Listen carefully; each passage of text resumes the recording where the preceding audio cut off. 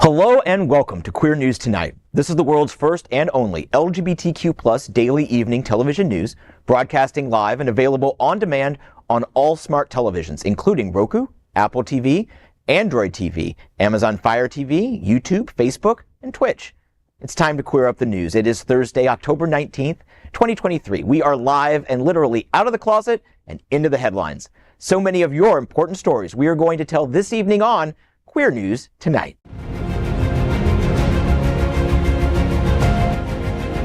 This is the world's first live daily LGBTQ evening news show, literally out of the closet and into the headlines on Queer News Tonight with Al Ferguson.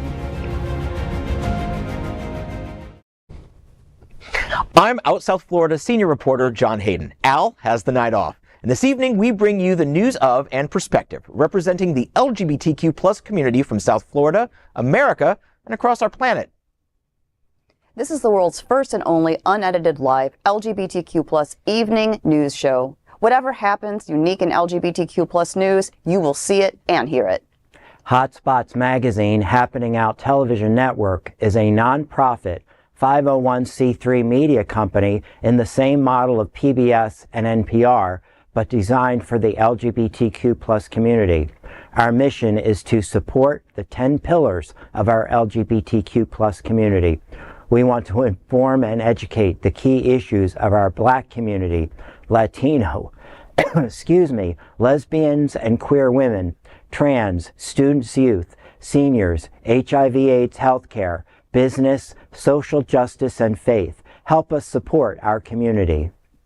We are part of one of the largest LGBTQ plus media companies in America, Hotspots Magazine and Happening Out Television Network.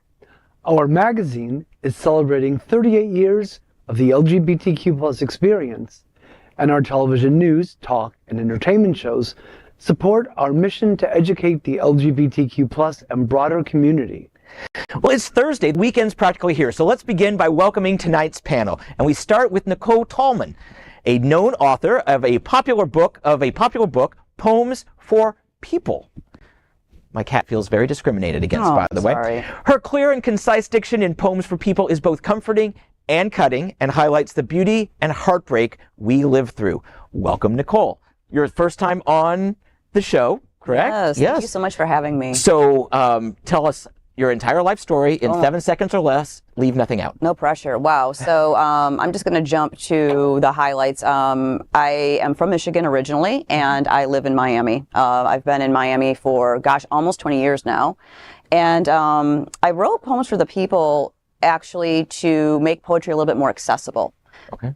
For people. That was one of the reasons why I chose to write this particular book. My father said he doesn't really understand what poetry is, and I wanted to write a book that he would be able to relate to. So that's one of my biggest drives for writing that book. And he actually blurbed my book for me, which if you know anything about book blurbs, you're supposed to get like super fancy people to do them. But I chose my dad, and his 2 words were "not bad." And so that's my book blurb. And I'm pretty proud of it. And so is he. That is so very, very cool. Congratulations. I have to circle back to, you said you're originally from Michigan? I am, yes. Okay, where? Oh, wow. If people at home, if you know, you know. I am really impressed that you did that. So I am from like right here. Oh, like Kalamazoo? Yes. Okay. Yeah. My brother went to Western. Well, Hartford, it's a very tiny town, but not far at all from Kalamazoo. So 20 minutes south, Very cool. Well, welcome. Thank you so much. A huge first show. Up next, a veteran of the show, Bob Hentschel. He is a professional accountant and on the committee of My Hollywood Pride. He is a member of multiple gay Disney Facebook groups, including the Gay Days Monorail Pub Crawl. Good evening, Bob. Good evening, everybody. And My Hollywood Pride, last weekend of January 27th and 28th. For more details and more importantly to volunteer, we need volunteers. I'm in charge of the Pride store this year. I need help. Yes. Sweet. God help us all. Go to myhollywoodpride.com or find us on Facebook. What's at the Pride store? T-shirts. Hats? Maybe. If there's an interest, I can certainly bring it up to My Hollywood Pride Committee. I just remember the first one 2 years ago. This is the third one. It's fabulous event. I went to the first one. It was great. The second one, they learned from the first year and they got even better. But they gave out fedoras, white hats with the My Hollywood Pride rainbow around them. So, and those were free. I have one of those, and Bring them back. I will mention to the Pride Committee that there is a little bit of a clamor for them. Okay. Either way, it's going to be fun. And watch this space, because you'll be coming back and telling us about booked acts and stuff like that as we get closer, right? Maybe, maybe not, maybe. Okay, well then Bob may be coming back. I need to practice. I need to find a man, and the only way to find a man is to tease him. Hard to get. Up next, let's welcome Kristofer Fegenbush. He works as Chief Operating Officer at the Pride Center Equality Park, a Florida International University graduate, and is currently based in Wilton Manors. Welcome, Kristofer. And today is a special day. It is LGBT Center Awareness Day. So everybody be aware of your local Pride Center, and especially ours at Equality Park. You do such a great job over there. Thank you. Now, this is also your first time on the show. It is. Give me your entire life story in 7 seconds or less. Leave nothing out. My name is Kristofer Fegenbush. I grew up mostly in Kentucky, went to college in Virginia, worked and lived in Latin America for a few years, and then moved to South Florida in 1999. I did get my master's in social work at FIU. I'm dad of a 12-year-old son. And as you point out, today's an important day for LGBT community centers. The Pride Center at Equality Park is your local LGBTQ plus community center here in South Florida, celebrating our 30th anniversary this year. And so our mission says we provide a welcoming, safe space, an inclusive home that celebrates, nurtures, and empowers the LGBTQ plus communities and our friends and neighbors in South Florida. So I love to get to have a front row seat to watch people connect. I believe the collective we is more powerful than the individual me. And there is power in bringing people together, especially in this state, in this time when our communities tend to be under such attack and have such stigma. So being able to find strength and connecting, I really value the opportunity to get to see that in action every day. And I should have my own little office, or at least a cubicle at the Pride Center, because they host so many events that I cover as a journalist to promote everything that we are doing around town. It's not just events, it's marches, it's vigils in times of crisis, it's support groups. Yes, absolutely. You guys do a fabulous job. Amazing local leader. I love how she always describes a community center. She said it's the kitchen of the community. You know how when you have a party that everybody gathers there? That's what Carol always says. It's the kitchen of the community. Everybody gathers there. It's the place where people connect. And that is a spot on definition. Thank you so much for being here. Look forward to it tonight. Thanks for having me. All right. And finally, it is my job and pleasure to welcome Gregg Shapiro, an inductee into the Chicago LGBT Hall of Fame. Gregg is the author of 9 books. His entertainment coverage, including celebrity interviews, runs in a variety of print and online publications, including out South Florida. Welcome, Gregg. Thanks, John. It's so much fun to be here with this gang, and I will be reading from my 9th book this Sunday, the 22nd of October, along with Yale Aldana at Books and Books in Coral Gables. So if you're available at 4 p.m., it's an incredibly busy weekend. We all know it is a wacky, crazy weekend. But if you can come down to Coral Gables for the reading, it should be fun. Excellent. I respect you enough. You're an excellent writer, and I respect you enough. I would actually consider driving south of the Broward-Miami-Dade line. No, I never go there. No. Well, we are the reporters for Queer News Tonight, and this evening we begin with the queer headlines. The LGBTQ plus community in South Florida and across America is diverse. Our community across the world is vast. And here are the bullet points for the queer news for today, Thursday, October 19th. And we begin by queering up gay culture. The new book, Boys, Boys, Boys, explores the best of queer photography. Here comes the new book edited by Ghislaine Pascal, designed by Studio Koons, and published by Karen Verlag. The latest edition of Boys, Boys, Boys presents new works by more than 60 photographers from 30 countries, including China, India, Iran, Poland, and Russia, where gay rights are repressed and queer lives are under constant threat. The book will be available next Tuesday, October 24th in the U.S. and have its U.S. launch at Boys, Boys, Boys exhibition in Craven Contemporary in Kent, Connecticut next Saturday, October 28th. followed by a book signing at Photographica in New York on Sunday at 2. What makes this book launch special is $1 from each book sold will be donated to charities supporting the LGBTQ plus community and fighting the HIV/AIDS epidemic. You can find out more at boysboysboys.org. Org. No, just one org, sorry. This is a great story. I mean, yes, the book is beautiful. The pictures are sexy. I'm told that there is also a girls version of the book, so I'm sure it is equally as well done. But what I love most about this book is that it's highlighting photographers from other countries that that their work is frowned upon, their work is censored. They have to work to get their work out of their country sometimes. Mm-hmm. So what that makes this book so special is that it's going to give a voice to the queer eye. Literally. And so please go out, get this, check it out. It's a beautiful book. And sounds like the perfect combination of things we gays do love. We like books and we like pictures. So that's a good combination. And the fact that the book, the sales raise money for worthy causes is also a benefit, a bonus. Yes, absolutely.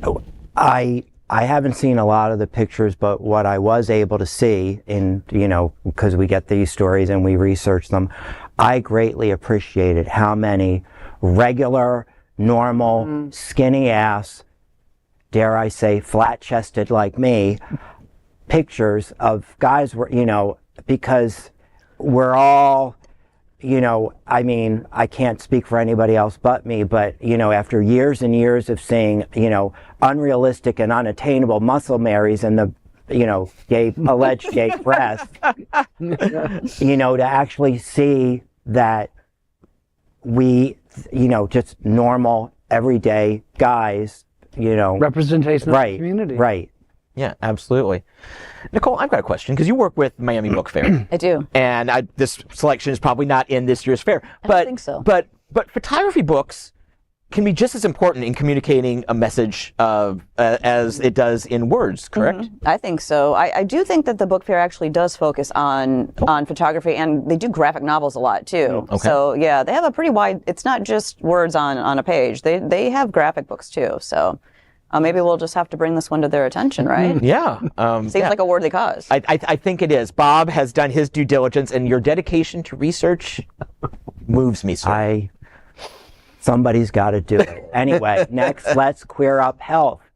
Our fund announces nearly $550,000 in Lifelines for LGBTQ plus South Florida health-related nonprofits.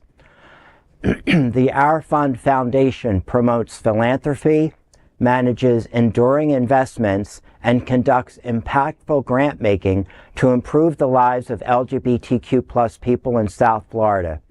This year, the Our Fund Foundation announced a total of $540,000 in grants through its LGBTQ plus Health and Wellness Fund in support of innovative LGBTQ plus specific programs and initiatives in Broward and Miami-Dade counties. Through the grants, our fund strives for health and wellness outcomes that allow LGBTQ plus people in South Florida to live full, healthy, and happy lives.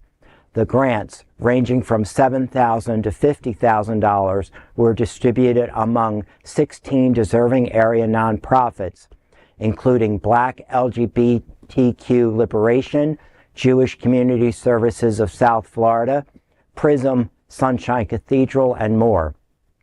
The money was handed out during a reception at our fund's headquarters in Wilton Manors. Excuse me. And, when I read the listing of 16, it was like BIPOC, trans, youth, trans, I mean, it was just all, it was just all across the board. I obviously appreciate Sunshine Cathedral and their food sharing ministry was one of the, and I'm happy to see that, we're taking care of our own because God, as was mentioned earlier, we're under attack and we need to start taking care of our own. I mean, where would we be without the work of the Our Fund Foundation. Right. We're so lucky to have them fundraising for the community at a time, as you said, that we desperately need it. So we're really lucky. To have a queer foundation like this here in South Florida, and in addition to the diversity of the organizations, which is so impressive to see, I loved seeing the diversity of health programs, the way they look at health in a holistic way, bio, psycho, social, spiritual, really looking at a holistic approach to wellness for our community. I'm very grateful for what our fund empowers. I'm going to make a plug here, and only because I have to rewrite my will. God, fix the dentures there. Yeah, it's Hayden. I wasn't talking about you. Oh. But it's like, okay, now I have another option to leave my money if for some ungodly reason I have to, leave my money elsewhere, to put it politely. And that is part of it. They I think their fund is like $25 million in managed assets, and it grows through wise investing, obviously, but through legacy donations. People who leave a portion or all of their estate to our fund, and then their legacy just continues to flow. And I'd like to, because you're with Pride Center. Absolutely. How important are grants? Because grant funding drives so many of our nonprofits. Absolutely. I am grateful to work for an organization that has diversified funding, that has individual donors, that has foundations, that has government funding, but we would not be able to do a fraction of the work we do without grants. We wouldn't be able to keep the doors open. And so for grant makers like our fund to be able to take assets and then use proceeds from that to empower the direct services and programs that happen in our community, and it's amazing. And some of us at this table are old enough to remember when you were in that little building on Andrews Avenue and not the gorgeous campus I you're on. worked in that. If you believe it or not, it was the old Shriners storage space where they kept the little clown cars. I used to go to meetings there. I led groups when I was there as a social worker, and we had X's on the floor because when it would rain, it would leak, and I didn't want to interrupt these groups for newly diagnosed people with HIV, and I had a stack of Home Depot buckets and would put them out on the X's to catch the rain. So to look from going to that to our community pulling together, and we now as a community have a 5.5-acre campus that not only hosts the Pride Center, but 10 other nonprofits have their offices there. And there's dozens and dozens and dozens of groups that meet there regularly and hold events. So it really Gay is senior amazing. housing. Gay senior housing. You forgot to mention that. Absolutely. 49 units of affordable, supportive housing for seniors that are living with disabilities. That was an incredible work that we have that right there on campus. Yes, absolutely. Next, let's queer up the USA view.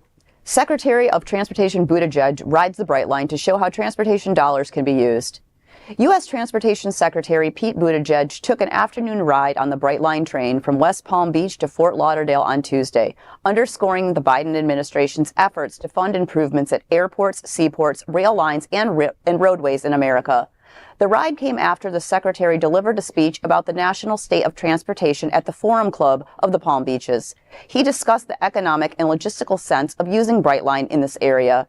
Buttigieg is one of several Biden administration officials who have toured the country promoting the benefits of the bipartisan infrastructure law of 2021. The bill sent millions of federal dollars for safety improvements along the federal East Coast Railway line, which is used by Brightline. Local officials used the opportunity to pitch the secretary the idea of a local commuter rail line that's been discussed for years. I will say, I live in Miami-Dade County. You know this, right? He also came to Miami-Dade County. I know we're not plugging that here, but he met with my boss, the mayor of Miami-Dade County, and they talked about infrastructure dollars to go into the seaport and the airport. So it's beyond just, it's kind of like a multimodal transportation. We're looking at not just rail, but we're looking at the air, the sea, and trying to find ways to really connect, the community. Well, And what are some of the things that they're looking to specifically improve or to get federal funding to help with? Well, I think that it has to do specifically with getting goods and services easier. One of the things that, for years, back to the transportation, we've been trying to connect, I think, from Miami all the way to Orlando for a while, right? To be able to get back and forth easier too. So I think any way that we can help expand access and transportation Tri-County even, or maybe, even all the way to Monroe, right?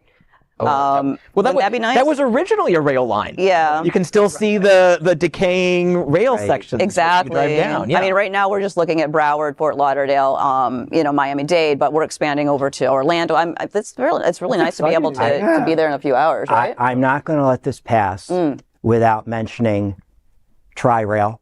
I have been a Tri-Rail user a lot of times, and I appreciate that Brightline goes from Miami to Orlando. It's not cheap now, but I just find Tri-Rail a lot more convenient. I got a station a mile from the house, and I have a station across the parking lot from my job.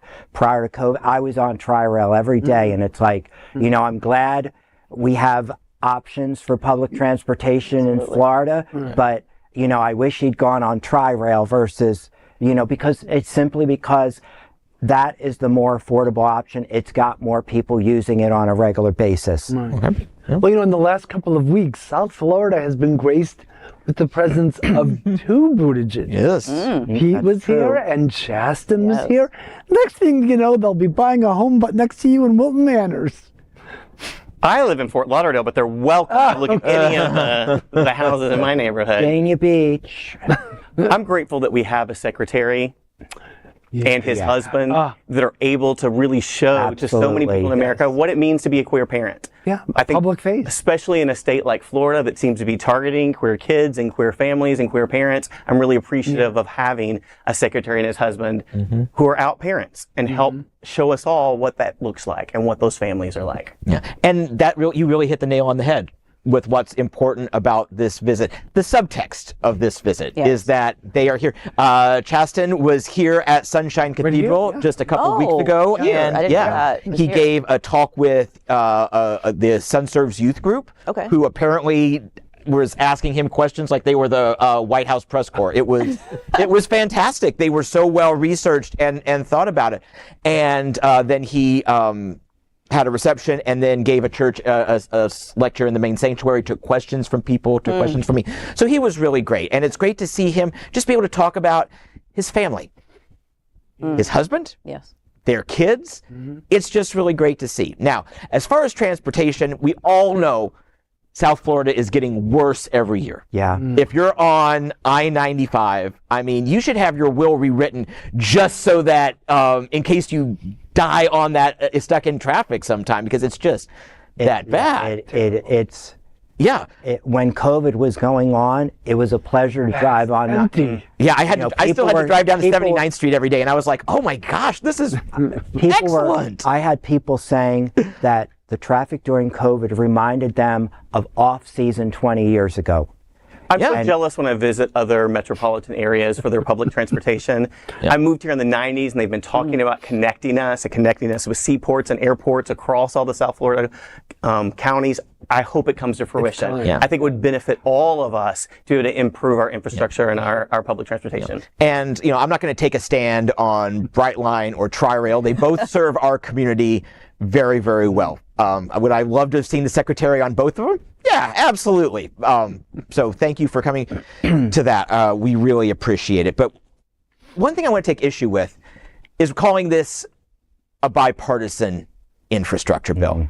Republicans held this up at every stage. It wasn't until we knew we could get votes to put this over the top that a few Democrats came on, or a few Republicans came on and said, oh my gosh, this is going to help our district. Then the hypocrisy, the rank hypocrisy of the fact that then the Congresspeople and senators went home.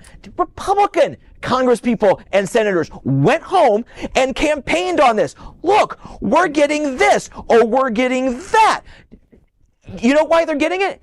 They're getting it in spite of the fact that you elected a fascist person. Because the fact is, money from the ground up works for communities, and it hits communities first, as opposed to trickle down that gives us the last scraps, the last drops, the last crumbs of anything that's decent worth having. So this is a great bill. Democrats should be thanked for this, left and right, and Republicans should say, yes, we have this coming to our district, but please vote for me anyway. testify. And if you need your blood pressure checked, John, the next story may be able to help. Let's queer up health. The Pride Center hosts the Active Aging Expo. The Pride Center is holding the 14th annual Active Aging Expo Saturday at 10 a.m. through 2 p.m. It's an opportunity for businesses and service providers to connect with members of the ever-growing LGBTQ+ active aging community. The 2023 Expo will be held in person at the Pride Center, along with virtual online components for people who can't attend in person. The Expo provides LGBTQ+ adults with a unique and comprehensive overview of community resources. Representatives from local health, housing, finance, insurance, legal, travel, entertainment, retirement, and other community organizations will showcase their services and products. This is a free event featuring free flu vaccination, blood pressure checkup,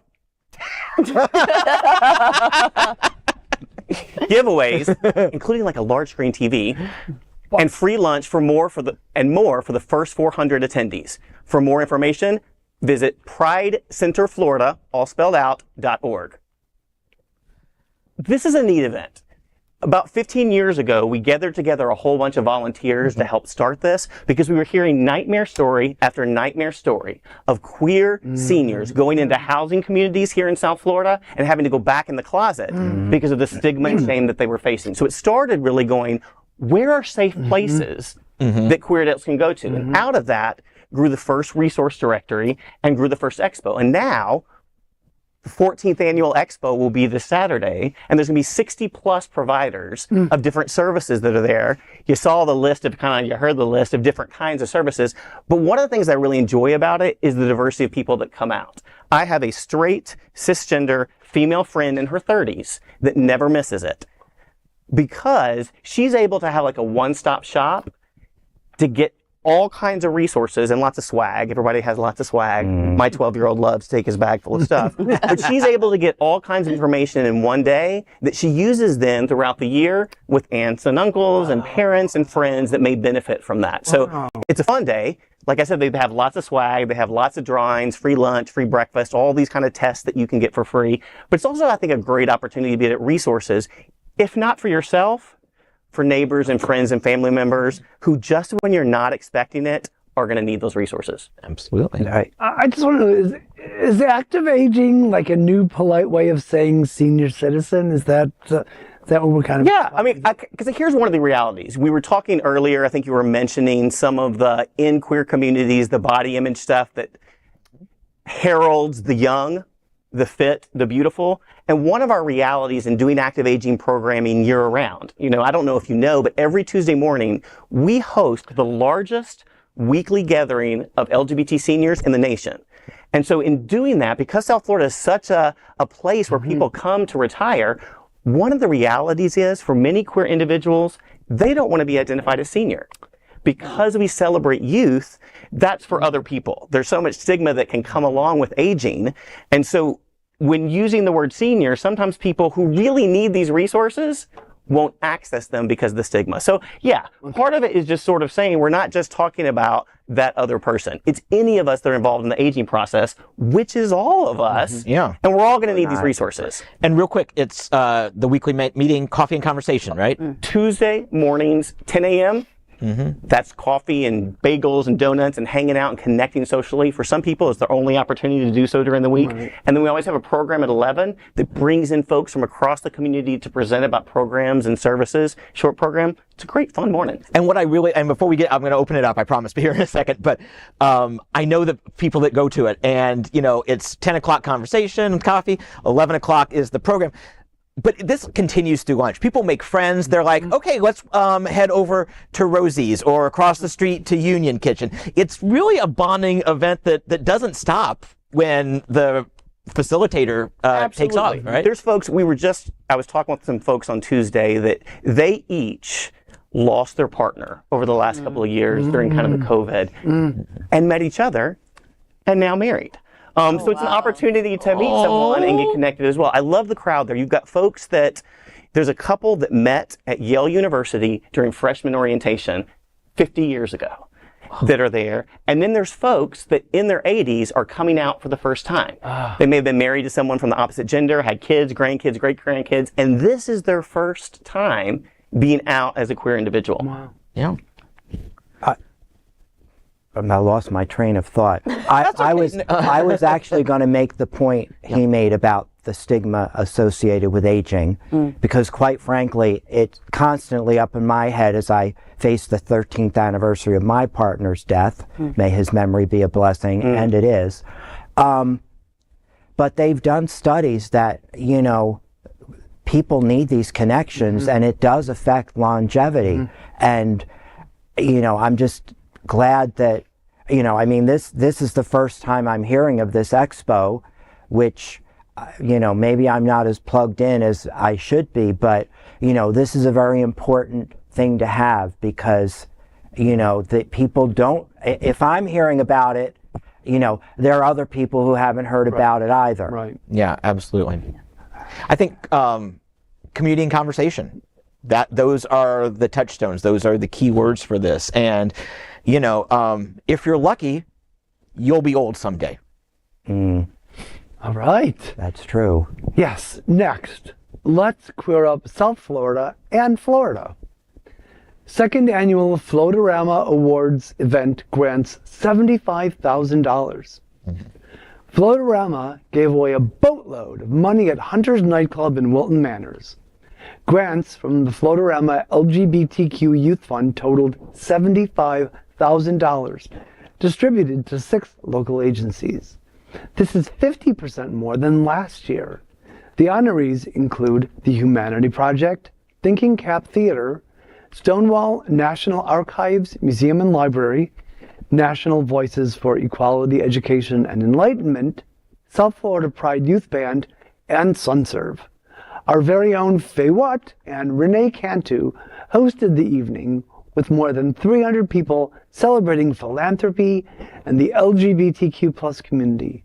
Attendees were touched by the inclusive and inspirational messages delivered by Congresswoman Debbie Wasserman Schultz, CEO of the Our Fund Foundation David Jobin, CEO of SunServe Tony Lima, President of FLoatarama Scott Schramm, and others.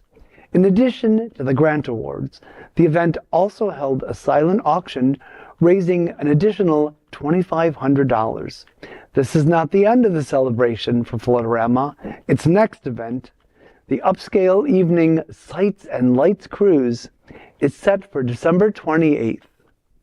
And again, we've talked about this now. This is another wonderful example of the generosity found in the community here in South Florida. It really makes me proud to live in this part of the Sunshine State. Yeah. You know, the way this event started was pandemic. Prides were canceled. Everything was canceled. It was 2020. Everything it was canceled, especially it was still in June. And they wanted to be able to get together and celebrate. Well, what's more social distancing than being on a boat? And so they started it, and I know I've become good friends with Scott Schramm, the founder of this, and it really is a great organization, and it's so much fun, and it's gotten community support. That first year, a police escort boat came out to the lead boat, and they all thought they were being busted for having an event, but the police had seen it online and said, we're going to give you security and we're going to lead the way for you. And amazing. And 2021, things were more open, but they were like, let's do it again. And now it's a thing. Now it's the Saturday before Stonewall Pride in Wilton Manors. So it really kicks off Pride Week, and they're a great organization. Like we said, they gave out $50,000 last year, $75,000 this year. And $5,000, $10,000 doesn't seem like a lot of money. Certainly none of us can get by on it for a year, but it's a great infusion of cash to a general fund that organizations can use for wherever they need the help at that particular moment. And I know that I've met the committee that goes through and selects the grantees, and it really is a fantastic organization. If you want to go on the Christmas cruise, it's December 28th, but if you want to go on it with me? Yeah, let's do that. Yeah, let's do that. Yeah. Yeah. It's already half sold out. I mean, they are already selling. That may be a little bit of an exaggeration, but they are selling out really well. It's a luxury boat. It's going to be a really fun night. The guys who plan this don't do unfun things. We were at a party together last night. Spoiler alert, it was fun. That's what I love. I mean, I think it's such a good representation of what our communities do. We're able to marry queer joy with purpose and meaning. I love that. It's kind of like why I always love disco music, is that there was great meaning and great fun that happened at the same time. And I think our community, as we deal with such challenges, we meet it with joy. And in the face of so much persecution, we bring fun.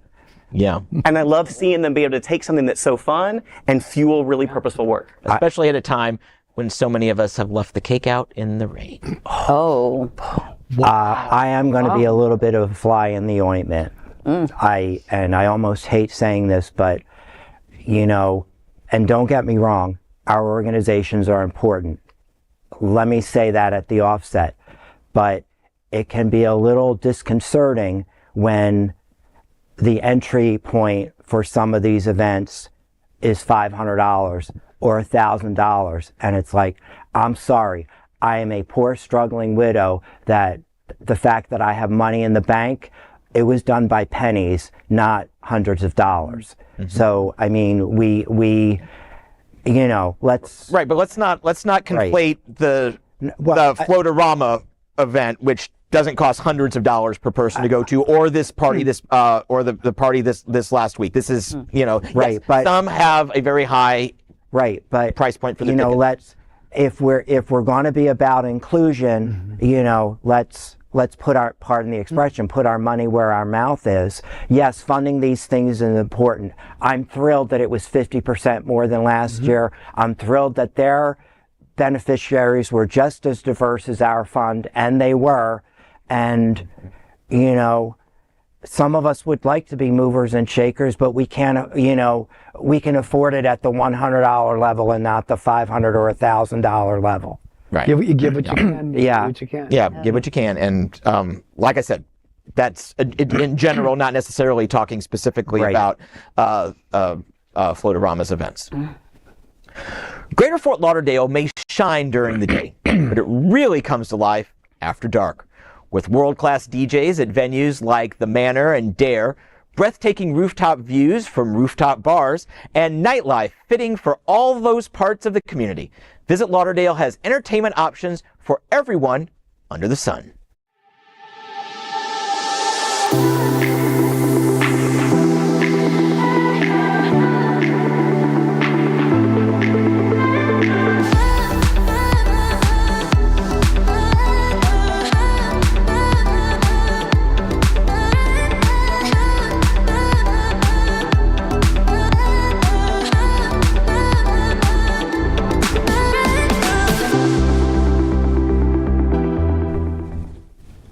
Next, we are proud of our special partnership with Sunshine Cathedral, the world's largest queer church here in Fort Lauderdale.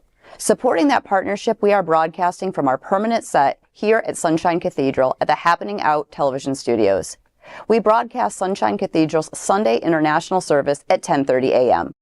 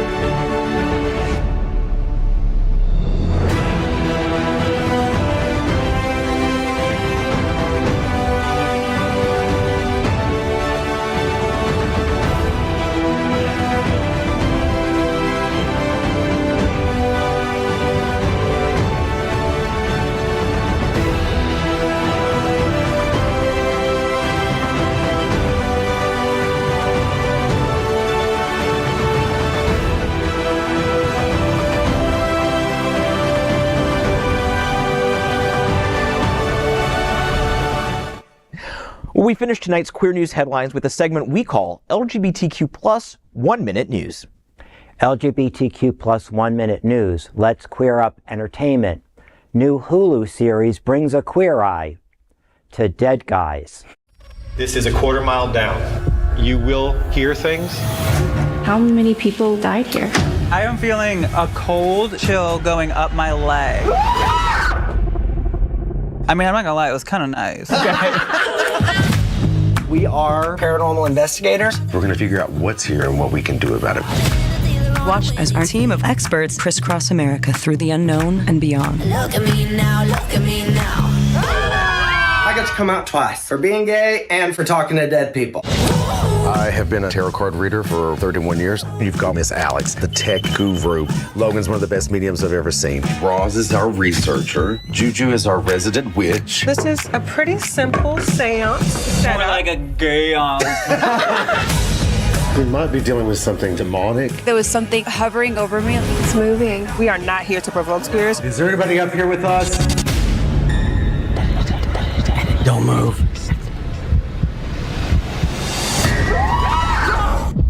I hear gay people. You'd believe this place is haunted. Employees are quitting because of the fear of this building. The clowns aren't really bothering me. It's the bedspread that I find horrific. This is the most important mission we've had yet. If your sixth sense is telling you to turn around, turn around. These things are not permanent, and you're worthy of a good life. Thank you for trusting us. You guys are amazing. I don't know what else to say. There's reports of voices. I hear get out. Apparitions. There's someone sitting in the chair. Childlike laughter. It's all fun and games till someone gets possessed. We're not just here to give voices to those who are no longer with us. We're here to make the lives of people who are experiencing it better. You're the one who wanted to feel a spirit. You got your wish, baby. I did say I wanted to feel something from a man while in Vegas. I guess that's what I got. The new cheekily named Hulu series, Living for the Dead, narrated and executive produced by Kristen Stewart, is serving up supernatural storytelling with a different kind of hair-raising look, courtesy of its 5 fabulous ghost hunting stars. Emmy-winning Queer Eye producer Rob Eric is also an executive producer on the series, which revolves around the queer ghost hunters who take a road trip across the country, hitting the scenic highways of the American Southwest and weaving their way up to the Great Lakes region. The team makes overnight visits to 8 allegedly haunted locations. This show, streaming now, can be a perfect Halloween entertainment option as you get to see the team behind Queer Eye following 5 paranormal experts as they give haunted spaces spiritual glow-ups. LGBTQ 1 Minute News. Let's queer up education. The Miami Book Fair celebrates 40 years in 2023. Celebrate 4 decades of literary excellence at the Miami Book Fair, November 12th to 19th. Join authors like Kerry Washington, Henry Winkler, and David Brooks. Get your tickets now at miamibookfair.com. Miami-Dade College's 40th Miami Book Fair runs Sunday, November 12th through the 19th in downtown Miami. This year's Miami Book Fair features some of the world's top authors, influencers, and celebrities, including evenings with headliners Kerry Washington, Joan Baez, David Brooks, Walter Mosley, Jada Pinkett Smith, and Henry Winkler, among others. Hundreds of authors will present in person in English, Spanish, and Haitian Creole. To enjoy the book fair in person, visit Miami-Dade College Wolfson campus in downtown Miami, which is easily accessible from Miami-Dade County, Broward, and Palm Beach counties. Free parking is available on campus in Building 7. For more details and ticket purchase, visit miamibookfair.com. LGBTQ plus 1 Minute News. Let's queer up business. Iowa launches an LGBTQ plus Chamber of Commerce. After 5 years in the making, the Iowa LGBTQ Chamber of Commerce is officially launching as a first-of-its-kind organization. You know, as LGBTQ business owners might have really specific situations or problems that they really need peers and colleagues to be able to talk to and, you know, be mentored or, you know, add their own values and contributions. So being able to create this chamber for the state of Iowa is really, really exciting. The organization has 4 pillars to bring together LGBTQ businesses and entrepreneurs, building community connections, economic development, career development, and training. I think it's special because LGBTQ is kind of a hidden diversity status. So I think the visibility of the chamber and other professionals is fantastic. And while Des Moines was the organization's launch pad, the organization has goals to grow statewide. I think it's really important for the state of Iowa to be a welcoming state. We are really scrapping for every person that we can find for our workforce right now. And most of Iowa's employers would tell you that they need more people here.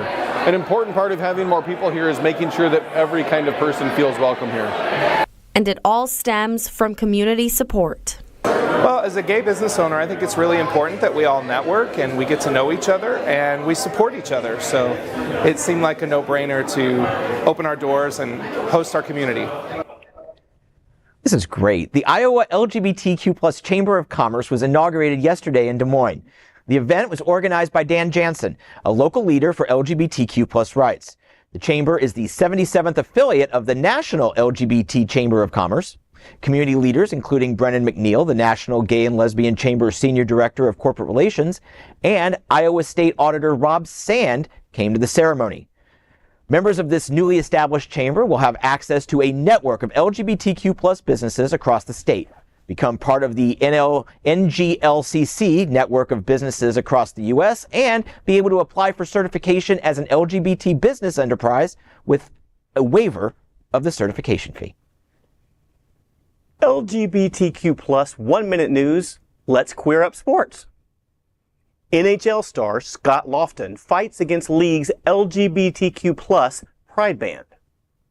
Despite a ban on NHL players wrapping their sticks in pride tape, one player declares that nothing will stop him from showing his support for LGBTQ+ people. As reported by the Philadelphia Inquirer, Flyers star Scott Laughton said you can expect to see him show his support on the ice, regardless of the rules. The NHL's theme night guidance previously only banned themed jerseys during warm-ups. Recently, it was updated to include stick tape as well, given that players would previously show support for causes on their sticks. Laughton is a league ambassador and regularly hosts events for the You Can Play project, which advocates for respecting LGBTQ+ athletes. Other NHL players have also spoken out against the ban. LGBTQ+ 1-minute news. Let's queer up education. Scholastic puts its LGBTQ+ books in a collection to allow schools to opt out. Scholastic, the world's largest publisher and distributor of children's books, is separating some books with LGBTQ+ themes and discussions of race in a special book fair collection, which elementary schools can opt into or out of. Scholastic has created a collection of 64 titles known as Share Every Story, Celebrate Every Voice, which includes books most likely to be restricted. Schools can exclude the collection when hosting a book fair, display it when families shop together, or order individual titles. The decision was made in response to dozens of state laws and pending legislation across the United States that target LGBTQ+ titles and books that discuss racism. That is today's news for the LGBTQ+ community on the world's first and only daily LGBTQ+ evening news show. If our community is important to you, share this news with your friends and family. Are you, like most of America, part of our very large television audience watching this live LGBTQ+ news broadcast right now on Roku, Apple TV, Android TV, and Amazon Fire TV? Queer News Tonight is the only live LGBTQ+ original television show in the world that is out of the closet and into the headlines. We need your support. If our community is to grow, we must tell our stories and bring them to the attention of the broader world. This is the only place in the world that tells these types of LGBTQ+ stories in motion and sound. That is the passion of Hotspots Magazine, Happening Out Television Network, and Queer News Tonight. I'm John Hayden. Get your weekend started. On behalf of these reporters, the LGBTQ+ anchors of Queer News Tonight, including Bob Hentschel, Gregg Shapiro, and our now no longer rookies, Kristofer Fegenbush and Ms. Tallman. To our LGBTQ+ world, we will see you daily at 8 p.m. And for now, we wish you a very good night. Good night.